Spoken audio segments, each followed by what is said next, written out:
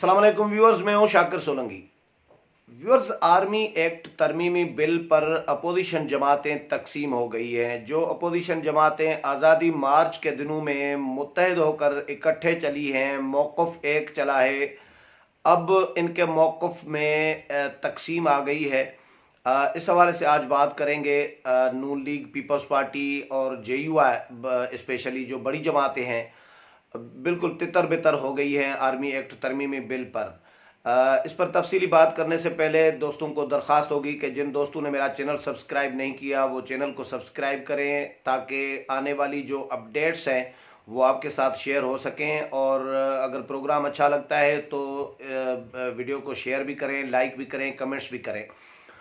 तो अपोजिशन तकसीम इस तरह हुई है कि नून लीग ने आर्मी एक्ट तरमीमी बिल पर अपोजिशन के साथ किसी किस्म की मुशावरत नहीं की। हक बनता है, जो राइट बनता है, जिम्मेदारी बनती है, वो नून लीग की बनती है कि नून लीग, क्योंकि कौमी असम्बली में कायदे हिज़्ब इख्तिलाफ मियाँ शहबाज शरीफ है, नून लीग के सदर हैं, और उनकी जिम्मेदारी बनती थी कि वो अपोजिशन जमातों से मुशावरत करते, पीपल्स पार्टी को एतमाद में लेते, रब्ता करते, मौलाना फजल रहमान से रब्ता करते, लेकिन उन्होंने नहीं किया।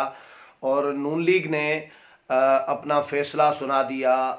हुकूमत ने रब्ता ही नहीं किया था। नून लीग ने पहले ही अपना पार्लिमानी पार्टी का इजलास बुला लिया ख्वाजा आसिफ की ज़ेर सदारत पार्लियामेंट हाउस में 2 जनवरी को, और उन्होंने फैसला कर दिया कि हम गैर मशरूत तौर पर आर्मी चीफ की एक्सटेंशन के लिए जो आर्मी एक्ट तरमीमी बिल कौमी असम्बली में ऐवानों में पेश होगा तो हम इसकी गैर मशरूत तौर पर हिमायत करेंगे।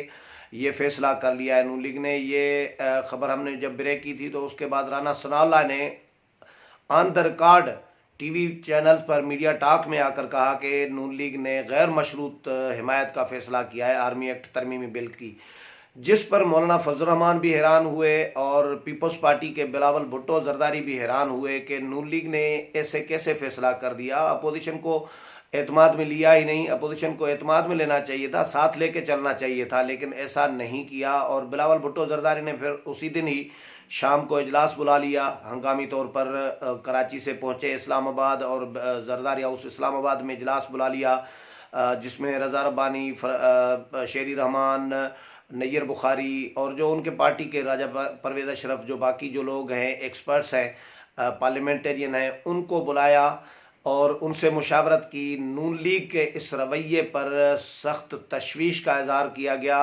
और हैरत का भी इजहार किया गया कि नून लीग ने किसी को एतमाद में नहीं लिया और अपना फैसला सुना दिया।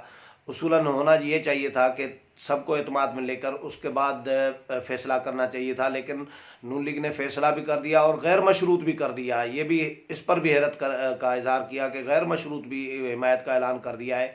तो बिलावल भुट्टो जरदारी की पार्टी ने यह फैसला किया कि हम भी हिमायत करेंगे, लेकिन इन्होंने शर्त रखी, फेस सेविंग के लिए ही सही, लेकिन हल्की फुल्की शर्त ये रखी कि जो कानूनी तकाजे हैं वो पूरे किए जाएं। कानून साजी के जो प्रोसीजर होता है, जो प्रोसेस होता है कि अपोजिशन जमातों से मुशावरत की जाए बिल पर, ड्राफ्ट पर, मुसवदे पर, और उसके बाद ये कायमा कमेटियों को चला जाए बिल ऐवान में पेश होने के बाद। ये तरीक़ेकार होता है। उसके बाद ऐवान में आए, थोड़ा बहुत डिस्कशन हो, उस पर बहस होनी चाहिए, उसके बाद मंजूर किया जाए। ये बिलावल भुट्टो जरदारी ने डिमांड रखी। तो जब ऐवान में पेश हुआ बिल और उस पर डिस्कशन जैसे ही ऐवान में पेश हुआ 3-4 मिनट में वो कमेटी को चला गया। तो बिलावल भुट्टो जरदारी ने फिर प्रेस कॉन्फ्रेंस की और उसमें ये कहा कि हमारी ये कामयाबी है कि हमने हुकूमत को मजबूर किया कि वो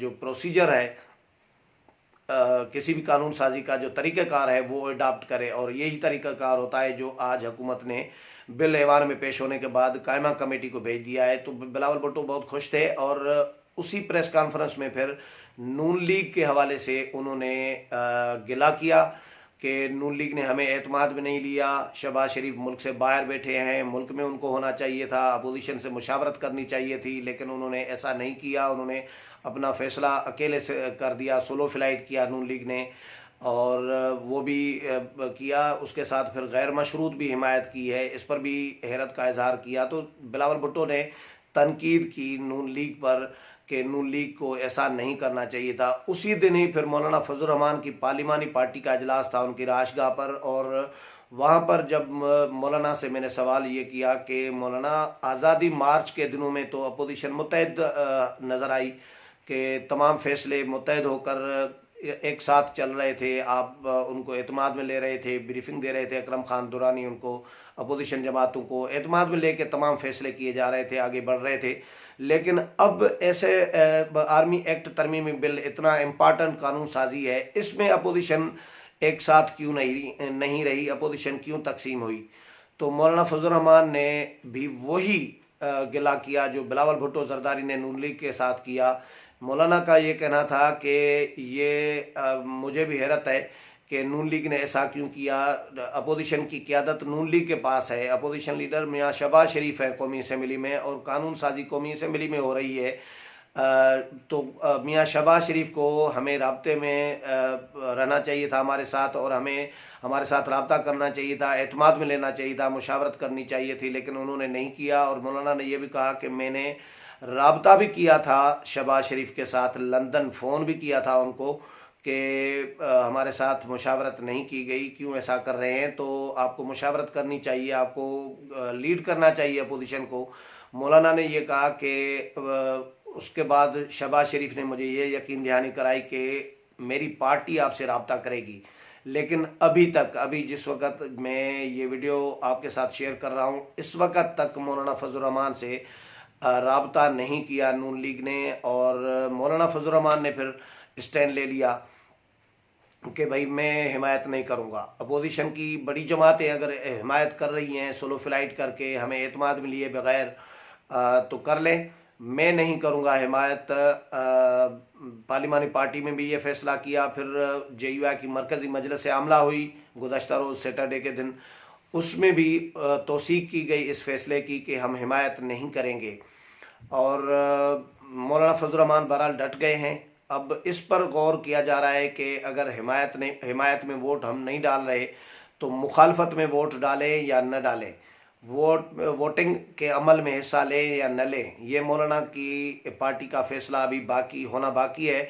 मौलाना फजल रहमान का ये कहना है कि मैंने पार्लिमानी पार्टी के ऊपर छोड़ दिया है ये फैसला, और ये हक उसको दिया है कि पार्लिमानी पार्टी जो है JUI की, वो डिसाइड करे कि वोटिंग के अमल में हिस्सा लेना चाहिए या नहीं लेना चाहिए। मौलाना का ये भी कहना था कि हमारी ख्वाहिश तो ये है कि हम वोटिंग में हिस्सा लें और मुखालफत में वोट कास्ट करें इस आर्मी एक्ट तरमीम बिल की। लेकिन कुछ दोस्त हमें सवाल उठा रहे हैं फिर यही कि अगर आप हिमायत में वोट डालें या मुखालफत में, तो दोनों सूरतों में मौजूदा असम्बली की कार्रवाई का हिस्सा बन जाएंगे। तो हम मौजूदा असम्बली को ही जाली तस्लीम कर रहे हैं, जाली मान रहे हैं कि इनको मैंडेट नहीं है। मैं तनकीद करता रहा हूँ, अपोजिशन के साथ मिलकर हम 25 जुलाई के आम इंतखाबात के नताइज को मुस्तरद कर चुके हैं, और हमारा मौक़िफ़ ये रहा है मुत्तफ़िका कि मौजूदा असम्बली की जो अक्सरियत है वो जाली है, उनके पास मैंडेट है ही नहीं। तो जाली असम्बली को सवाल ये पैदा होता है कि क्या जाली असम्बली को, जाली मैंडेट वाली असम्बली को ये अख्तियार है, ये हक हम दे सकते हैं कि वो कोई भी किसी भी एक किस्म की या इतने इम्पॉर्टेंट इशू पर कोई कानून साजी करे? तो हम ये हक इस असम्बली को नहीं दे सकते।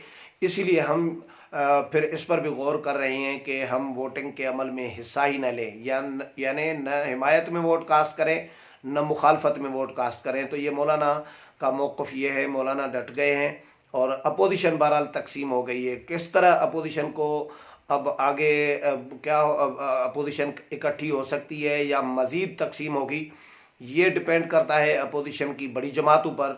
मौलाना ने तो कोशिश की थी आज़ादी मार्च से लेकर अभी तक अपोजिशन को इकट्ठे साथ लेकर चलने की, लेकिन क्योंकि क़यादत मौलाना के पास अपोजिशन की नहीं है, ऑफिशियली क़यादत नून लीग के पास है, पीपल्स पार्टी के पास भी नहीं है, नून लीग के पास है। अपोजिशन लीडर मियाँ शहबाज शरीफ हैं, नून लीग के सदर अपोजिशन लीडर हैं। तो नून लीग को ये एफर्ट करना चाहिए था, ये इक़दाम करना चाहिए था कि अपोजिशन को वो साथ लेकर चले। ये डिपेंड बहरहाल अब भी नून लीग पर करता है कि असम्बली में इतने बड़ी कानून साजी पर नून लीग अपोजिशन को किस तरह इकट्ठे ले जा सकती है, साथ लेकर चल सकती है, या अपोजिशन को मज़ीद तकसीम करती है। आने वाले दिनों में जो भी इस हवाले से अपोजिशन की एक्टिविटीज़ के हवाले से जो भी अपडेट्स होती रहेंगी वो भी आपके साथ शेयर करता रहूँगा। अगले प्रोग्राम तक इजाज़त चाहता हूँ। अल्लाह हाफिज़।